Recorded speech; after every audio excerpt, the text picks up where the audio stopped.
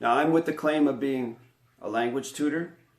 I tutor in the correct sentence structure, communication, parsing, syntax, grammar. I'm with the claim of being an auditor. I audit all kinds of documents in common English language and correct sentence structure language.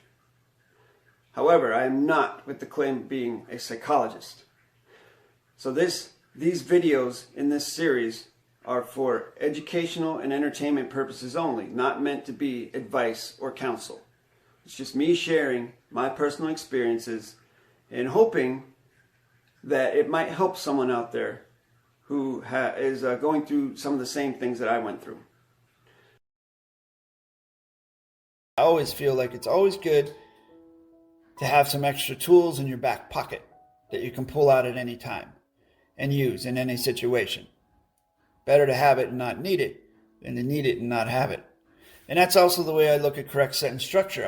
I had a guy that was commenting on my live feed the other day who said that they've been studying my channel for 2 years, and yet they had no clue how to use correct sentence structure. And so my thought is, it's better to have it and not need it than need it and not have it. That individual has spent 2 time periods of 365 days watching videos but not learning anything. Or maybe learning but not utilizing it. And if you don't utilize something, it gets dull and fades away, basically.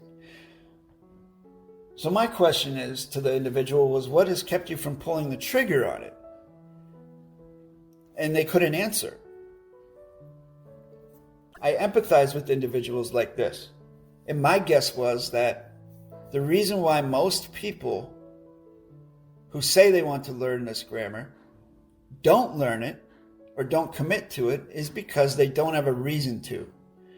They've not yet hit a spot in their lives where they would need something as powerful as this. And that's great, because that means that they already have tools in place that are protecting them, are enabling them to hold a position and to safeguard themselves and their families.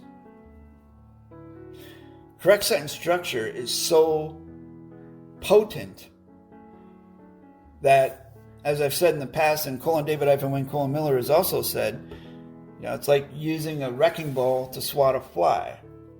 And I've said it's almost like using a nuclear bomb to swat a fly. It's really that potent. Maybe some people are afraid of it. I don't know. Some people think it's too complicated, which it's not. It's very simple. It's super simple, which is what attracted me to it. I could sense that about it, even though it seemed very complicated to me at the time. But once it clicked, and it's like riding a bike. It just never goes away. It's always there at your fingertips. As long as you remember the core basic rudimentary rules of the grammar and never deviate from them. There is no interpretation of it.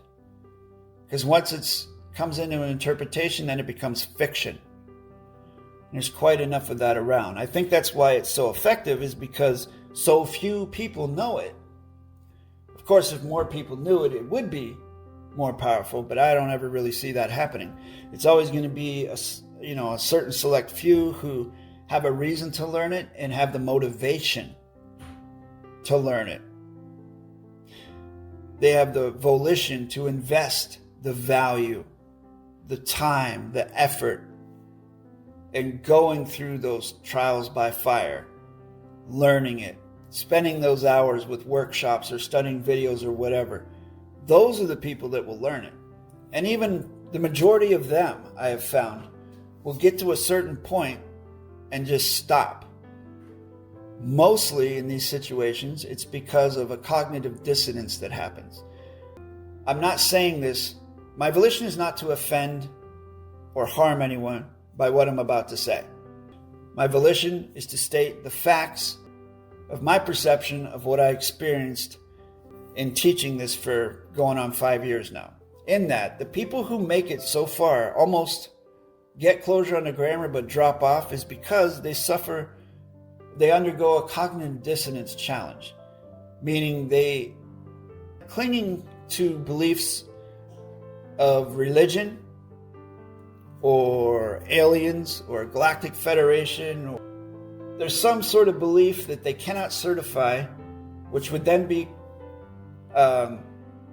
confirmed as an assumption. They hold on to an assumption as a fact, something they cannot prove. And so therefore, it creates a dichotomy and a resistance. They cannot learn the grammar and get closure on it, because the correct sentence structure is about the facts and positioning one's claims as facts, whereas on the other side of that, they have this belief system about aliens or God or whatever it is that they can't certify. And so it creates a cognitive dissonance, and they would just rather not finish or hold on to their belief of an assumption as a fact, rather than voiding the assumptions and learning, finishing, and concluding their study of how to position their claims and themselves as facts. I know that was a mouthful. I hope it made sense. But that's what I've found without fail. I've actually had written contracts with people, helped them write contracts, who did have beliefs in God and things like that. And then I would have to basically grill them on it to the extent that they had to give me closure on what God was as a fact for them. Like, what is God? How can you certify that to me? Because two is certification. If you can't certify it to me, then I'm not going to be participating with it as a fact, and I'm not going to be doing this contract.